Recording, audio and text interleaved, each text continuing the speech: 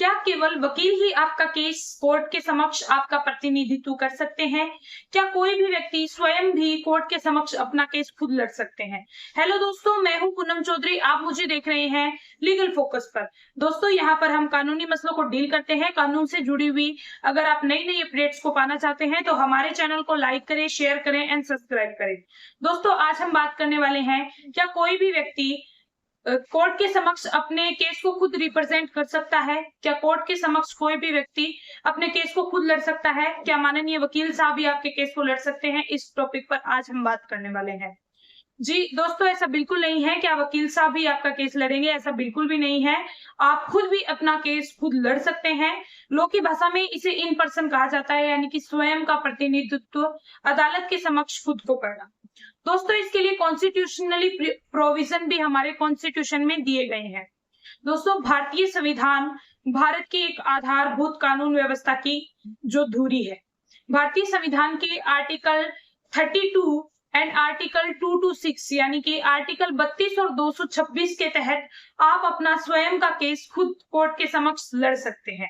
दोस्तों, भारतीय संविधान के यानी कि इंडियन कॉन्स्टिट्यूशन के आर्टिकल 32 और आर्टिकल 226 में स्पष्ट रूप से लिखा हुआ है कि आप अपना केस खुद लड़ सकते हैं। दोस्तों, अब मैं आपको बताने वाली हूं इसके अलावा भी क्या कहीं प्रोविजन है कि कोई भी व्यक्ति अपने आप को अपने केस में खुद रिप्रेजेंट कर सकता है।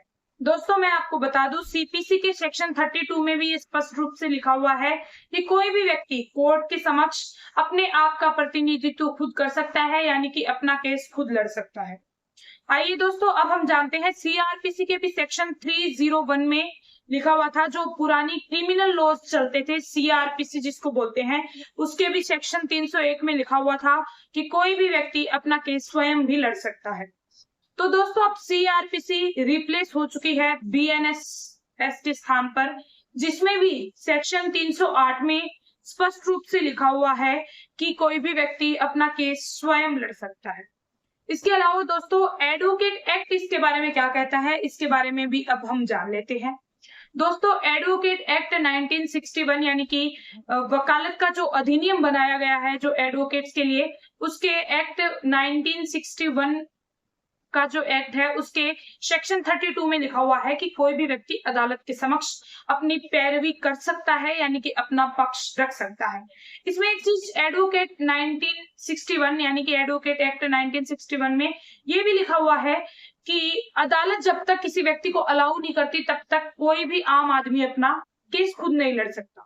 तो दोस्तों, ये चीज का मीन्स ये नहीं है कि आप केस नहीं लड़ सकते हैं।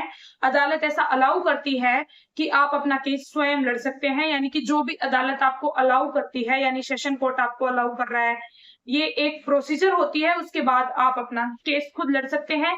कोई भी आम आदमी केस लड़ता है, उसकी प्रोसीजर मैं आपको बता देती हूँ। कोई भी आम आदमी अगर अपना केस लड़ता है तो उसे कोई भी वकालतनामे की जरूरत नहीं होती है। आजकल देखा गया है कि तहसील के पास या फिर किसी भी तरह का वकालतनामे बेचने की एक शॉप होती है या किसी तरह की कोई एजेंसी के द्वारा वकालतनामे दिए जाते हैं, तो कोई भी व्यक्ति, कई बार ऐसा होता है कि खुद केस लड़ रहे होते हैं और वकालतनामे की जो कॉपी है वो अटैच कर देते हैं। तो दोस्तों, ऐसा बिल्कुल नहीं होता है।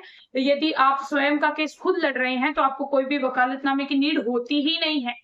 वकालतनामा सिर्फ एडवोकेट्स के लिए बना हुआ है। एडवोकेट्स ही वकालतनामे का यूज कर सकते हैं। अब दोस्तों, यदि आप अपना केस खुद लड़ सकते हैं तो इसके लिए कुछ ध्यान देने योग्य बातें भी है जिनके बारे में मैं डिस्कस करने वाली हूँ। दोस्तों, पहली बात यह है कि जो भी व्यक्ति अपना केस खुद लड़ रहा है उसे कानून के बारे में समझ उसे होनी चाहिए।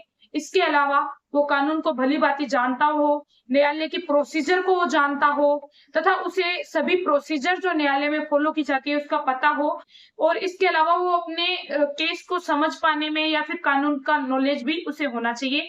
यदि आप कानून का नॉलेज नहीं रखते हैं या किसी भी तरह की प्रोसीजर आप नहीं जानते हैं तो आपको एक वकील साहब की सजेशन अवश्य लेना चाहिए, यदि आप अपने केस को जीतना चाहते हैं या न्याय प्राप्त करना चाहते हैं।